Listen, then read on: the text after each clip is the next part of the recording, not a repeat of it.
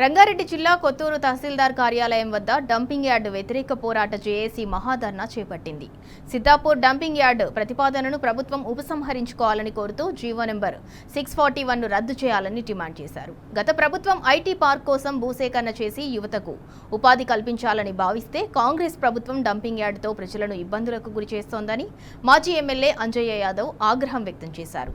Dumping yard ఏర్పాటుకు GO రద్దు చేయకపోతే సీఎం ఇంటిని ముట్టడిస్తామని జేఏసీ అధ్యక్షులు రాంబాల్ నాయక్ హెచ్చరించారు. ఇక దీనిపై మరింత సమాచారం మా ప్రతినిధి మహేష్ అందిస్తారు.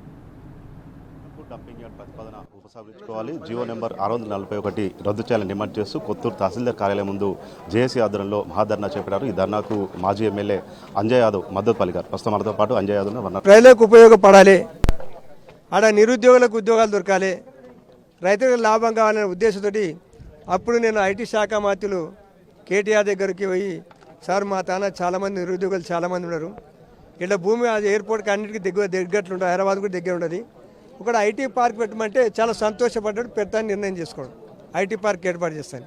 దాని ద్వారా ఎలాంటి పొల్యూషన్ ఉండదు, అదేవిధంగా నిరుద్యోగులకు పిల్లలకు జీవనాధారం పెరుగుతుంది, ఉద్యోగాలు దొరుకుతాయి. దాని తర్వాత ఏమైందంటే కేసీఆర్ బహిరంగ మీటింగ్కి వచ్చినప్పుడు ముఖ్యమంత్రి, అప్పుడున్న ముఖ్యమంత్రికి కోరినా, సార్ మా తాన చాలామంది వ్యవసాయాల మీద ఆధారపడి బతారు, వ్యవసాయం చేసుకునేటప్పుడు చాలా లేబర్ ప్రాబ్లం కూడా వచ్చింది, బోర్ల మీద వ్యవసాయం చేస్తారు, టమాటాలు పండిస్తారు, ఎక్కువ టమాటాలు అగ్గు అయినప్పుడు రోడ్ల మీద వారేస్తారు, చాలా నష్టపోతున్నారు. అంటే అక్కడ టమాటా ప్రాసెస్ యూనిట్ పెట్టమంటే ఆయన ఒప్పుకున్నాడు. అంటే ఓ మూలకు ఇక్కడ రైతుల లాభము, అక్కడ నిరుద్యోగులకు ఉద్యోగాలు దొరకవు.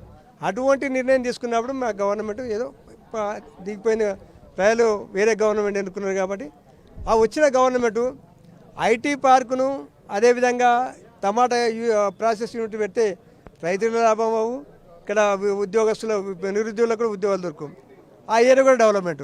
అది కాకుండా డంపింగ్ యార్డ్ చేస్తే డంపింగ్ యార్డ్తో ఏం లాభం, ఎంత నష్టం? ఒకటే దాంతో నష్టం, పంటలు పండాయి, ఆరోగ్యాలు ఖరాబు, వాతావరణం కాలుష్యం, వాయు కాలుష్యం, నీటి కాలుష్యం. ఆ నీరు కూడా ఆ నీళ్ళు ఎక్కడ పోతాయి?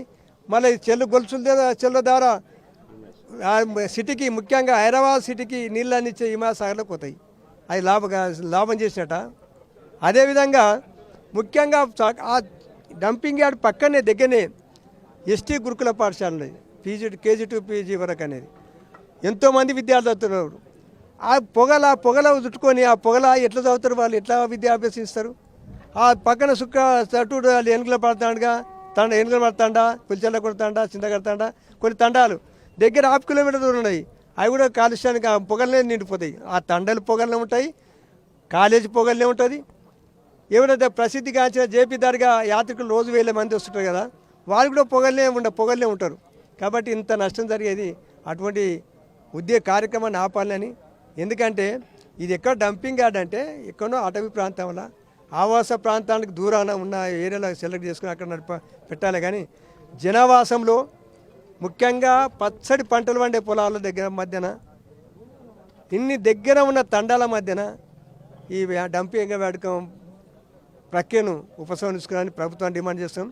దీని ద్వారా ఆ ప్రాంతమే కాకుండా దాదాపు 15 కిలోమీటర్ల దూరం ఉన్న ప్రాంతాలకు కూడా నష్టం జరుగుతుంది. కాబట్టి ఇంతమందికి జనాలు నష్టమవుతాయి, కాబట్టి ప్రజల జీవనాధారానికి కష్టమవుతాయి, కాబట్టి జీవించేది కష్టమవుతుంది, రోగాల బారిన పడతారు, చాలామంది రోగాలు చచ్చిపోతారు.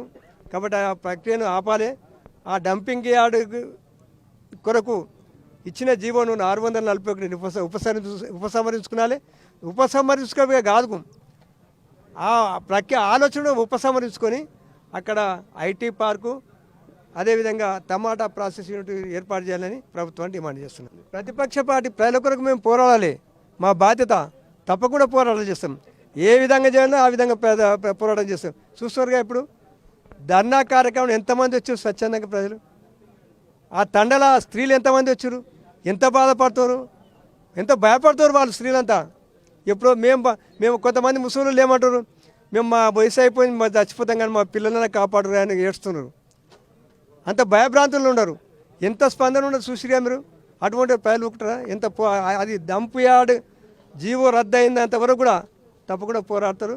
ఏ పోరాటాలకే సిద్ధం, ఉద్యమాలు చేస్తాం, గాంధీ మార్గాలను చేస్తాం, తర్వాత న్యాయపరంగా పోతే అన్ని విధాలు చేసి దాన్ని ఆపే ప్రయత్నం చేస్తాను. వెంటనే ప్రభుత్వం 641 జీవో ఏదైతే ఉందో సిద్ధాపూర్ డంపింగ్ యార్డ్ కోసం ఏర్పాటు చేసిన ఈ జీవోను రద్దు చేయాలని చెప్పి మేము జేఏసీ తరఫున డిమాండ్ చేస్తున్నాం. రాష్ట్ర ముఖ్యమంత్రి మహబూబ్ నగర్ ఉమ్మడి జిల్లాకు సంబంధించిన నేను పాలమూరు జిల్లాలని నల్లమల్ల పులినని ఏదైతే చెప్పుకుంటూ ఉన్నాడో అలాంటి ముఖ్యమంత్రి ఇక్కడ ఇండస్ట్రియల్ పార్కు ఏర్పాటు చేసిన గత ప్రభుత్వంలో ఏర్పాటు చేసిన ఇండస్ట్రియల్ పార్కును అక్కడ అప్పటి ఐటీ శాఖ మంత్రి కేటీఆర్ గారు దీన్ని నేను ఐటీ కారిడార్గా ఏర్పాటు చేస్తానని చెప్పారు.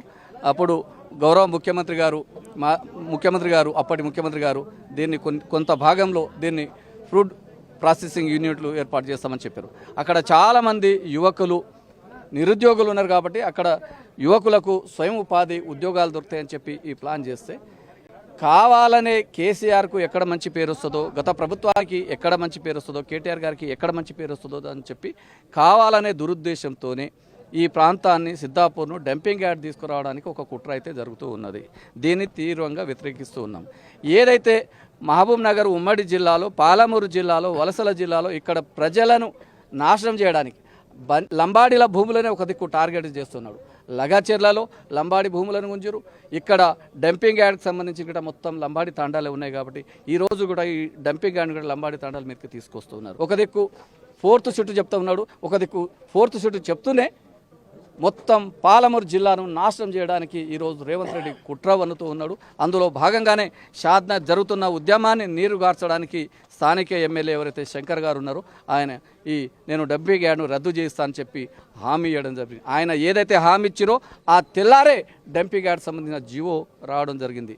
కాబట్టి జేఏసీ తరపున సిద్ధాపూర్ డంపింగ్ యార్డ్కి వ్యతిరేకంగా జేఏసీ ఏదైతే అన్ని పార్టీలు ఒక కాంగ్రెస్ బీజేపీ తప్ప అన్ని పార్టీలతో కలుపుకొని జేఏసీని ఏర్పాటు చేసి ఇది ప్రజలలో చైతన్యం చేసి అక్కడ ప్రజలు ఏదైతే వాళ్ళ సమస్య జీవోను ఈ డంపింగ్ యార్డ్ని వ్యతిరేకిస్తారో వాళ్ళందరినీ మద్దతు కూడా కట్టుకుని ప్రభుత్వానికి జీవో రద్దు అయ్యే వరకు మేము పెద్ద ఎత్తున పోరాటం చేస్తాం.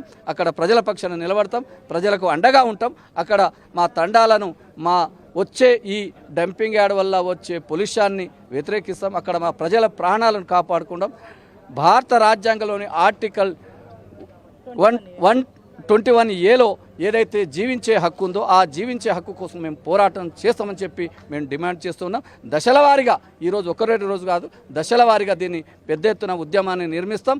ప్రభుత్వానికి వ్యతిరేకంగా పోరాటం చేస్తాం. ఏదైతే ఈ డంపింగ్ యార్డ్ రద్దు అయ్యే వరకు, ఈ జీవో రద్దు అయ్యే వరకు మేము పోరాటం చేస్తామని చెప్పి తెలియజేస్తున్నాను.